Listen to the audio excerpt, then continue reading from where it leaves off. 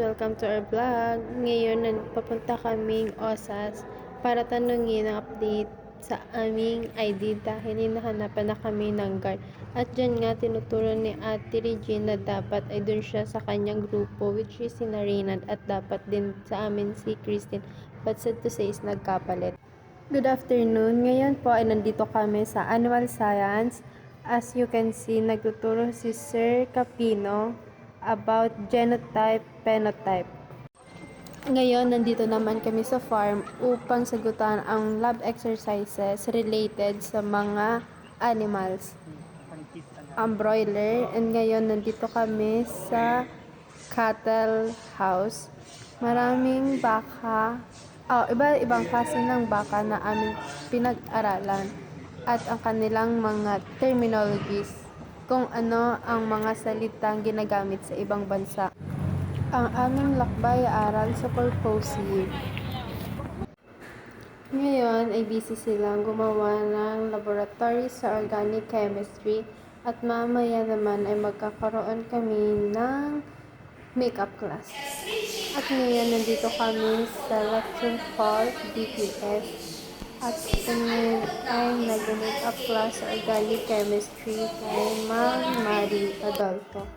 Ngayon ay nagtitiktok kami at mamaya-maya ay papasok na para sa adjects at magkakaroon kami ng quiz after ng discussion. So, dapat nga ay mayroon kaming quiz, ngunit napag-isipan ni ma'am na magkaroon na lang ng reporting at ang group ay consist ng 4 to 5 members. At kami ang unang nag-report dahil kami ang group number 1.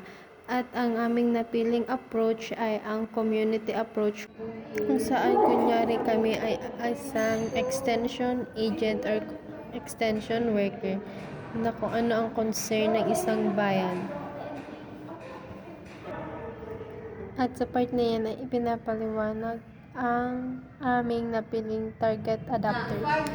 At ganoon din ang ginawang reporting ng sumunod na grupo.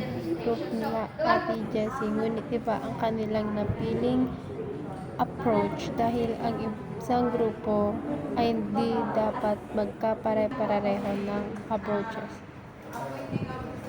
Ganon din ay pinapaliwanag na din ni Ate Eden ang kanilang approach na napili. Given po kasi sa meeting is doon na po papasok yung lahat. Hi guys! Ngayon, naglalakad kami papuntang DPS para mag-take ng exam sa Intro to Agri. Ngayon, umuulan. Yan. Umuulan po. Yan. So, nakapayong kami. Kahapon, isuspended yung klase. Pero ngayon, umuulan. Pero, may pasok.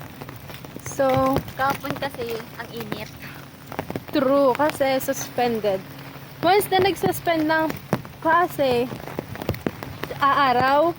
Pero kapag binalik yung yung pasok or lifted na yung suspension, tsaka uulan.